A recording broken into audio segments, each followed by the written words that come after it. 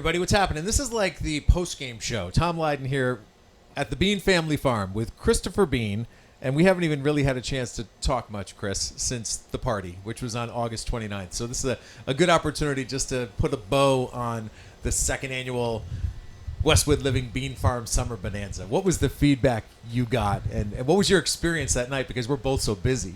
The Bonanza was incredible. We had an awesome turnout. It was great to see a lot of new and familiar faces come through the farm. A lot of families came and enjoyed their time here. We had some great food from Pollard's Test Kitchen. We had a lot of local veggies from the farm on the menu, which was awesome. People getting to, see the Bean Farm's products and try it on site. We had the animals here, which was great. All the kids loved that. I saw the John Deere tractor was a big hit. It's nuts when you go through the photo gallery. And it is. You see what people really enjoyed. I love the fact that it really is a family event, and we could not have been more blessed with better weather. That might have been the nicest night of the entire summer. It was literally a perfect summer evening. What a way to kick into Labor Day. It's like it's a good and bad thing because you'd like to know how many people are coming because there's a lot of moving parts and a lot of people who need to know the numbers.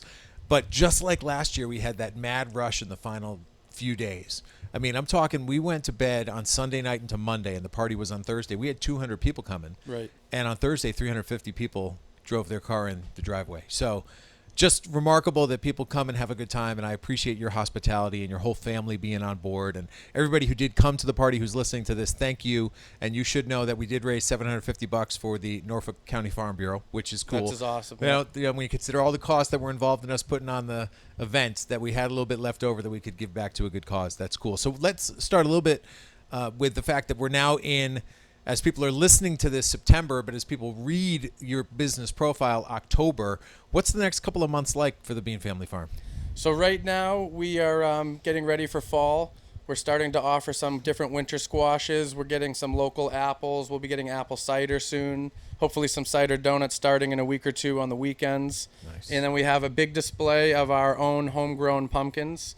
We've got large carving jack-o'-lanterns. We've got yellow pumpkins, white, minis, gourds, warty ones, you name it, we'll have it all. Yeah, I see the mums out there too, right? And we just got a bunch of mums delivered in over the weekend. We'll have 5 different colors for sale. They're all 9-inch pots, locally grown from another farm in Massachusetts.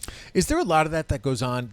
You're all shaking each other's hands and doing business with each other, and you're buying mums from somebody who's local, and they're buying vegetables from you. Is it a small world that way? It really is. There's not a lot of us, but we all get along and help each other out, and we all grow what we grow, and we buy and sell from each other quite often, which is great. So it's nice to know that I can go to a place where I know who they are, I know what they're growing, I know the product, and I feel comfortable buying stuff from their farms and selling it at mine and vice versa. I'm supplying a lot of these other places with my my vegetables too.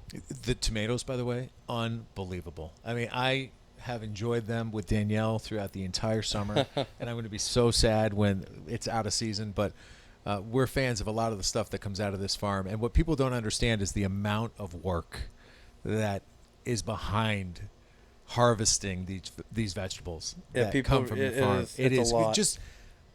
It's almost like tooting your own horn a little bit, but you deserve it in terms of the amount of work that goes into running this place. So I give you the stage to sort of let people understand what it really takes to run a working farm.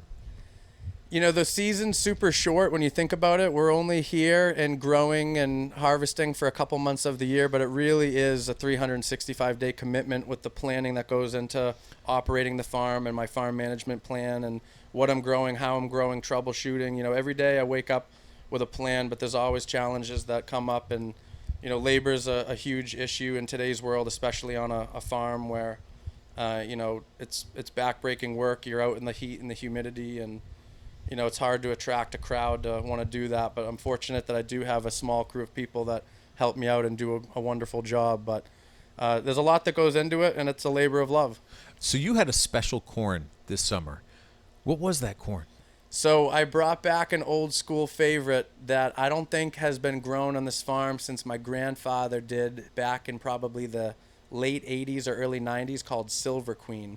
So it's a smaller, thinner, completely white ear of sweet corn, but the kernels are super, super tender and extra crisp and extra sweet. So good. And it was delicious, and we got a lot of great reviews on it, so it was awesome to bring that back. It was really remarkable. And this is no offense intended, but you got to be a little bit of a farming nerd to be good at this, don't you? I mean, your education is in understanding this stuff. So obviously you had the romantic involvement with your grandfather when you were a little kid and he was running the farm. But at what point does it become your true passion where you're like, I really like doing this and I want to know as much as I can about it? Yeah, it's kind of funny. I've thought about that. I think it just kind of hit me as a kid being around the farm and my grandfather taking me to other farms and going to see animals at the Norfolk Aggie School and, you know, sitting in the tractor with him around here. I just fell in love with that lifestyle. And, you know, once he passed when I was in middle school, I started to say, you know what, I want to take interest and start doing this myself. And, you know, I got my hands dirty, learned how to drive the tractor, use all of the implements for the tractor, and just kind of took off from there. I knew that's what I wanted to do, and I love doing it. And a lot of your success, I'm sure, is based on word of mouth because you've got such loyal customers who come, and they're your base.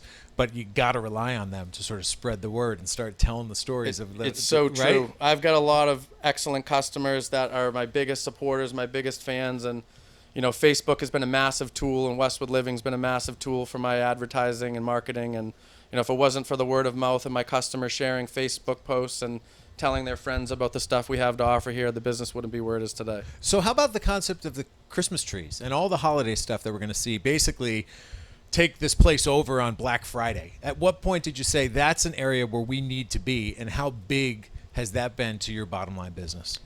So I actually started by selling Christmas trees down the street at 2 other local businesses, and I just loved it. You know, I love the holiday spirit. I love the season. And, you know, I worked for other places selling Christmas trees, and I was just like, I have to do this. Like, you got the space, right? We've got the space. We've got a crowd coming to buy other stuff in the fall and the summer, so why not offer, you know, premium fresh cut Christmas trees? And, you know, I love doing it. So what have you learned about that process? Because I know it was a little bit different in 2023 than it was from 2022. So what lessons are you going to take from the first 2 years or the last 2 years that you're going to apply to this year?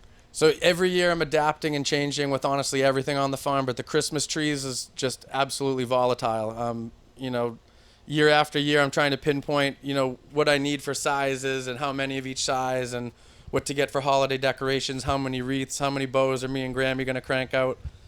I've kind of gotten to the point now that this will be my 6th year selling the trees and doing the holiday stuff. I know what I have coming in the door for numbers. It's just how fast, you know, am I going to grow from there? How many more trees am I going to get from the previous year?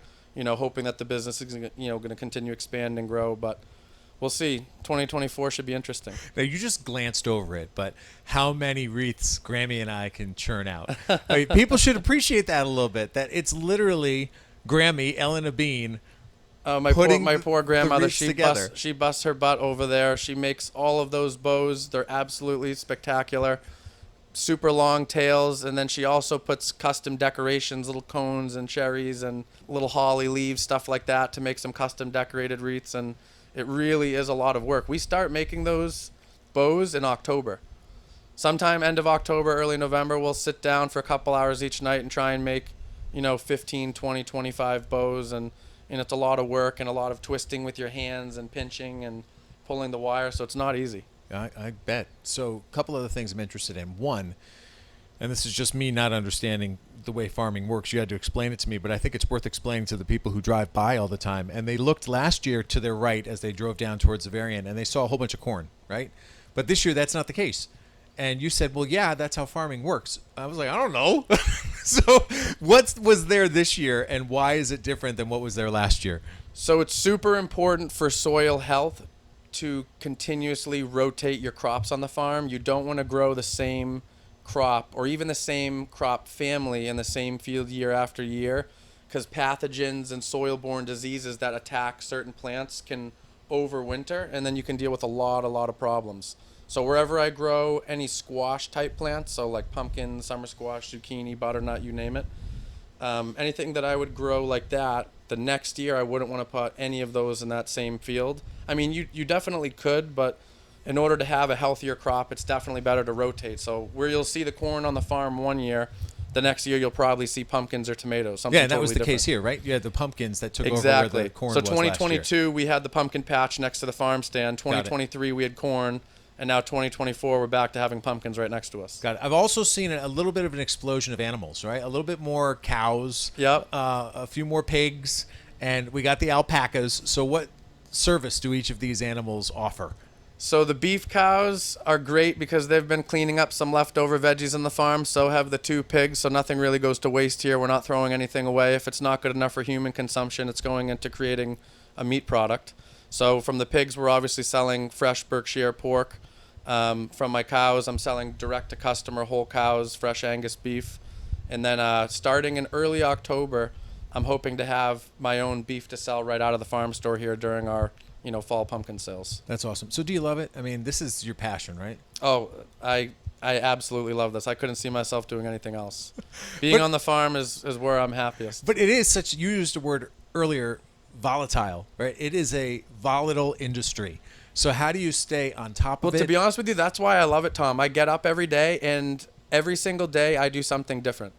You'll have a plan in the back of your head of what you want to accomplish, what you want to get done. That's super important, but honestly, it's a farm. Something comes up in a split second and your whole day changes. Well, your crew deserves big kudos. Everybody was super helpful throughout the lead up to the party. You had some of your staff here helping out during the party, which was great. So much appreciated. And hopefully they got a chance to enjoy themselves. It's going to be super busy throughout the fall and as you sell the trees. So we certainly will be back here stocking up ourselves. And I encourage all of you who are listening to stop by the Bean Family Farm. It's at 711 Clapboard Tree Street right here in Westwood. Been here since 1971. If you want to read more about the farm and its history, which is fascinating, I invite you to go to our website, westwood-living.com. That was the month that we featured the Bean family, both Chris and his grandmother, Elena, on the cover, and a little bit more detail that takes you back in time.